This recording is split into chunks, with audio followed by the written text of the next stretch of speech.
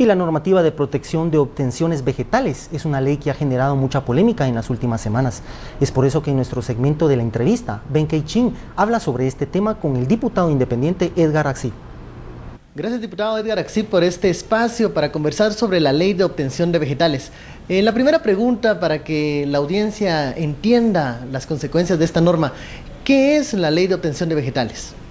Bueno, hay que hacer mención que la ley de obtentor de vegetales inicia su discusión desde hace varios años a raíz de que Guatemala fuera parte del Tratado de Libre Comercio, es un convenio del CAFTA de Estados Unidos con Centroamérica, y de esa cuenta sale un compromiso de que Guatemala tenía que legislar para garantizar que las propiedades intelectuales de invento, o sea, de nuevos productos, vegetales, semillas, que alguien pudiera crear, entonces para que un agricultor o algún campesino pudiera utilizar esas variedades nuevas, debe de pedir un permiso, pagar una licencia o una regalía, porque alguien es el dueño de esa patente, de esa propiedad, de esa creación. Esa es como la parte general de la ley. Luego lo que hace esta ley es que regula cómo se va a manejar. Establece que el Ministerio de Agricultura tiene que crear una oficina, tiene que declarar un reglamento en los próximos 90 días y tiene que registrar una serie de especies para que a través de ese registro se puedan inscribir todas esas nuevas variedades o esos nuevos productos que alguien haya creado y que queden registrados como su propiedad. Cuando se ve a nivel general, uno dice, bueno, no habría mayor amenaza porque se supone que son variedades nuevas, o sea, son cosas que hoy se supone no existen.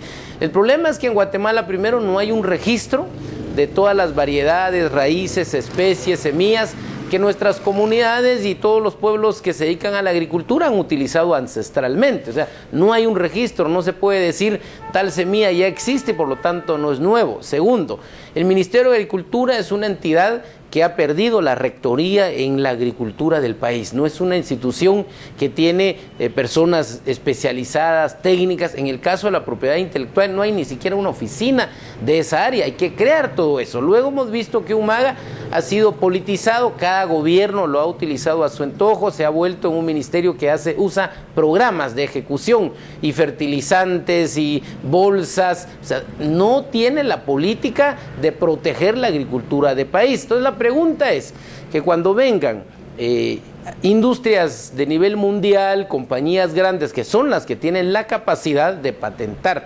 nuevos productos, ¿sí?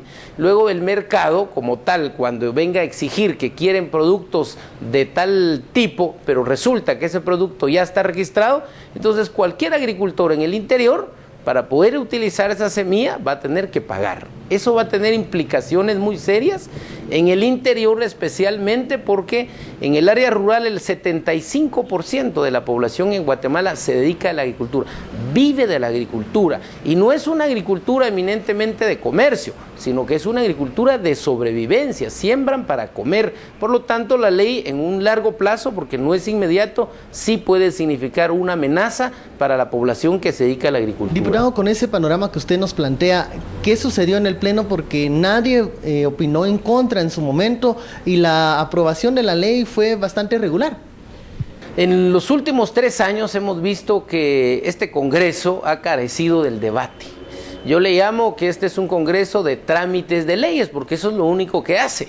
Hay intereses de por medio, grandes intereses de grandes capitales en Guatemala, del mismo gobierno, buscan acuerdos con las bancadas mayoritarias y siempre hay un consenso. Cuando pasan una iniciativa en el Congreso, prácticamente todos están de acuerdo porque ya hubo una negociación y esta ley no deja de ser parte de ese proceso de las negociaciones. Si revisamos el artículo 46, en donde hay ahí una introducción de un artículo que no tiene nada que ver con la ley, que es la ampliación de 550 millones de un préstamo para una carretera, donde si ustedes ven, los mismos que votaron para el préstamo, los mismos terminaron votando por esta ley. Había un acuerdo, había un compromiso, y de esa cuenta muchos diputados que hoy dicen que no leyeron la ley, que no conocían, era muy sencillo, habían recibido ya algún favor para aprobar el préstamo y tenían que seguir aprobando esta ley sin darse cuenta del daño que le están haciendo a los pueblos en el interior del país. Bueno, diputado, vamos a una pausa y vamos a seguir conversando sobre qué posibles reformas se pueden proponer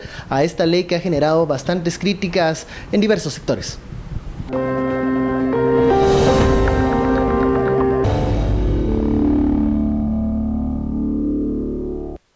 Diputado, continuando con esta conversación, la llamada ley Monsanto, la ley de obtención de vegetales, ¿es evidencia de que en el Congreso se están aprobando leyes por trámite sin el conocimiento del contenido? No hay debate. Mi punto es que el Congreso debe de reivindicarse con la población. El Congreso como tal, su objetivo principal es la representación de todos los sectores del país, y si vemos, la mayoría de diputados que integran el Congreso vienen del interior. Por lo tanto, su compromiso debió haber sido analizar la ley y discutirla, y no solamente dar su voto porque están recibiendo algo a favor. Quiero comentarles a la población que esta ley fue discutida ya, similar, en Sudamérica, en varios países como Perú, como Ecuador, y ahí se debió un gran debate para que esas leyes pasaran con ciertas modificaciones. En Costa Rica ni siquiera se ha aprobado por el gran debate, la discusión que hay. Lamentablemente en Guatemala no existe ese debate, no hay una verdadera representación. En mi caso, yo estuve pidiendo la palabra, presenté una moción para adherir un artículo nuevo en donde se garantice que todas las variedades ya existentes, que las variedades agrícolas que ya utilizan los pueblos indígenas, las comunidades agrarias, no puedan ser patentadas. Ni siquiera se le dio lectura a esta solicitud, a la moción que presenté, y pedí la palabra, traté de que se nos tomara en cuenta y el debate, y no hubo ningún debate, y los jefes de bloque que habían apoyado esta moción porque me la habían firmado, nadie adversó, nadie dijo nada. O sea, había un pleno acuerdo. No pueden decir que no conocían la ley, había un acuerdo y no podían darse marcha atrás. Eso es algo que la población debe conocer. Ahora, diputado, hablando en las posibles reformas, porque varias bancadas han presentado propuestas de modificar la norma debido a las críticas que se despertaron luego de publicar la ley, ¿cuáles deberían de ser los puntos que se deben de cambiar para asegurar las semillas? Lo primero es que esta ley es inconstitucional. No podemos dejar de lado que el que crea algo nuevo tenga derecho a utilizar esa patente. Yo creo que esa no es la discusión.